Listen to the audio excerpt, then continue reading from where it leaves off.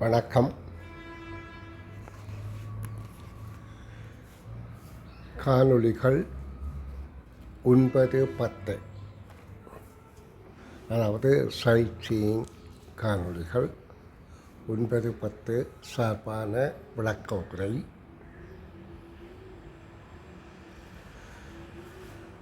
மக்கள் இடம்பெயர்வது 3 மார்க்கங்களின் ஊடாக, அதாவது கடல், தரை, ஆகாயம்.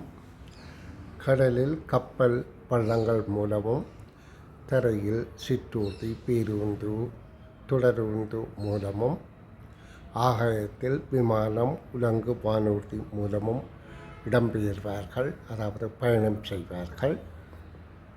அந்த வகையில் விமானத்தில் பயணம் செய்வது பற்றிய காணொளிகள் வெளியிட்டிருந்தேன். அதை பற்றிய விளக்க உரை ஒன்று தர விரும்புகின்றேன்.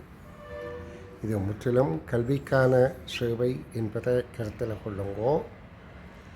இது பொழுதுபோக்கோடு சேர்ந்து கல்வியை சுவையாக ஊற்றுவதற்கான காணொளிகள். இதனை பார்ப்பதன் மூலம் பிள்ளைகள் ஓரளவு, அதாவது செயல்முறையான கற்றல் முயற்சியாக இருக்கலாம் என எதிர்பார்க்கின்றேன். அந்த வகையிலே விமான நிலையத்திலே, புகையிரத நிலையத்திலே, புகையிரத நிலையத்துக்கு அப்படி தண்டவாளங்கள் இருக்கின்றதோ அதே போல விமான நிலையத்தில் ஊடுபாதைகள் இருப்பது அவசியம். ஊடுபாதை இருக்கும் பட்சத்தில் தான் விமானம் இறங்கும் போதோ அல்லது வெளியேறும் போதோ ஓடுபாதையில் ஓடி தங்கள் வேகத்தை குறைத்து கொள்வதோ கூட்டிக் கொள்வதோ நடக்கின்றது. விமான நிலையத்தினூடாக ஒருவர் அதாவது 2 வகையான விமான நிலையத்தில் 2 வகையான போக்குவரத்து சேவைகள் நடக்கின்றது. உள்நாட்டு சேவை, வெளிநாட்டு சேவை. அப்போ உள்நாட்டு சேவைகள் என்றால் அவர்களுக்கு கடவுச்சீட்டு அவசியமில்லை. அதாவது உள்நாட்டு பயணங்களை விமானம் மூலம் செய்பவர்கள் கடவுச்சீட்டு அவசியமில்லை. ஆயினும் தங்களை அடையாளப்படுத்திக் கொள்வதற்கு ஏதாகிலும் அடையாள அட்டை அவசியமானது. ஆளடையாள அட்டை அல்லாவிட்டால் வேறு ஏதாவது அடையாள அட்டை. வெளிநாட்டு பயணம் செய்பவர்களுக்கு நிச்சயமாக கடவுச்சீட்டு இருத்தல் வேண்டும். காரணம் என்னென்றால், வெளிநாட்டில் நாங்கள் சென்று தங்குவதற்கான காலப்பகுதிக்கு விசா அனுமதி பெறுவதற்கு கடவுச்சீட்டு அவசியமானதாகும்.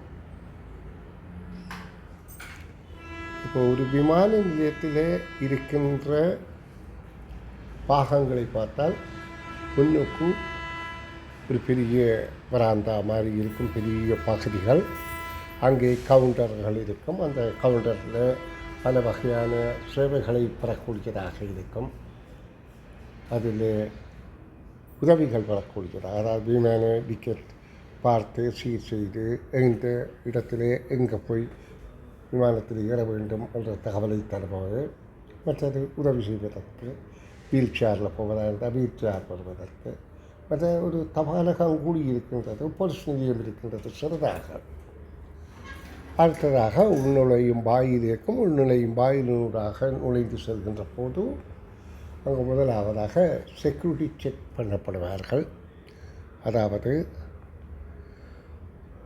பாதுகாப்பு ஊழியர்கள் நாங்கள் கொண்டு செல்கின்ற பொதிகளை ஸ்கேனர் ஊடாக அனுப்பி அதில் ஏதாவது தவறான பொருட்கள் இருக்கின்றதா என்பதை உறுதிப்படுத்தி, அதாவது அதனை பரிசோதித்து உறுதிப்படுத்திக் கொள்வார்கள்.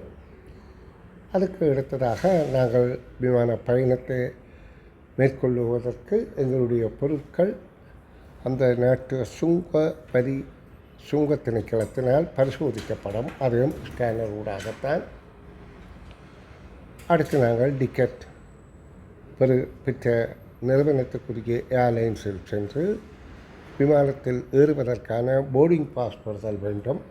அவற்றை பெற்ற பின்புதான் குடிவரவு குடியகல்வு திணைக்களத்து உத்தியோகத்தரிடம் எமது பாஸ்போர்ட்டையும் டிக்கெட்டையும் வழங்குகின்ற போது நாம் திரும்பி வரும் டிக்கெட் இருக்கின்றதா என்பதை உறுதிப்படுத்திய பின் அவர்கள் நாங்கள் செல்லும் நாட்டுக்குரிய விசா இருக்கின்றதா என்பதையும் உறுதிப்படுத்தி கொண்டு எங்கள் நாட்டிலிருந்து நாங்கள் டிபார்ச்சர் வெளியேறுவதற்காக அவர்கள் அனுமதி தருவார்கள். அதன் பின்னுதான் நாங்கள் அதாவது விமானத்தில் ஏறுவதற்கான பகுதிக்கு செல்லுகின்ற பாதையிலே வரி விலக்கு அளிக்கப்பட்ட கடைகளை காணக்கூடியதாக இருக்கும். அந்த கடைகளில் வரி விலக்கு அளிக்கப்பட்டது என்பதற்கு கருத்து யாது என்றால், ஒரு பொருள் இன்னொரு நாட்டுக்கு இறக்குமதி செய்யும் போது அந்த இறக்குமதி செய்யப்பட்ட பொருளுக்கு இலங்கை அரசுக்கு வரி செலுத்த வேண்டும். அது பல பொருளாதார கருத்துக்களாக, அதாவது உள்நாட்டு உற்பத்திகளை பாதிக்காமல் இருப்பதற்கும் இதுதான் முக்கியமான நோக்கம். ஆனால் ஏர்போர்ட்டுக்குள்ளே இருக்கின்ற இந்த டியூட்டி ஃப்ரீ ஷாப் வரி விலக்களிக்கப்பட்ட கடைகளில் அந்த வரி பணம் செலுத்தாதபடியால் ஓரளவு குறைந்த விலைகளில் பொருட்களை வாங்கக்கூடியதாக இருக்கும். அங்கு அலங்கார பொருட்கள், அதோடு சில உணவகைகள் ஆடைகள் கூடி விற்பனைக்கு இருக்கும். மற்ற மதுபான வகைகள், அலங்கார பொருட்கள் போன்ற விற்பனைக்கு கூடுதலாக காணப்படும். எங்கள் நாட்டை பொறுத்தவரையிலே தேயிலைகள், எங்களோட நாட்டு உற்பத்தி பொருட்களும் அங்கே விற்பனைக்கு வைக்கப்பட்டிருக்கும். இவைகளை எல்லாம் முடித்த பிறகு நாங்கள் விமானத்தில் ஏறுவதற்கான போர்டிங் ரூமுக்கு செல்லுதல் வேண்டும். அங்கிருந்து விமானத்தில் ஏறி எமது பயணத்தை மேற்கொள்ளலாம் என்பதை நீங்கள் தெரிந்து கொள்ள வேண்டும்.